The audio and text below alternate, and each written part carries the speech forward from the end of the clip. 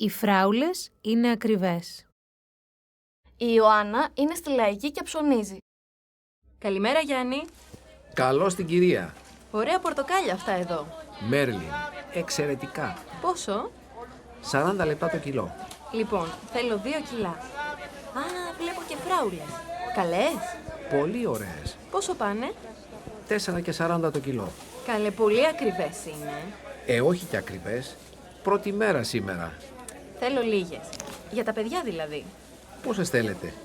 Μισό κιλό είναι εντάξει? Ναι, εντάξει. Θα ήθελα και 2 κιλά μήλα. Από εκείνα εκεί. Και 2 κιλά μήλα για την καλή μας κυρία. Τίποτα άλλο? Όχι, αυτά. Πόσο κάνουν όλα μαζί?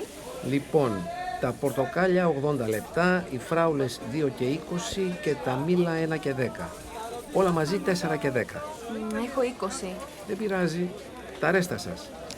15 ευρώ και 90 λεπτά. Ευχαριστώ. Αντίο. Στο καλό.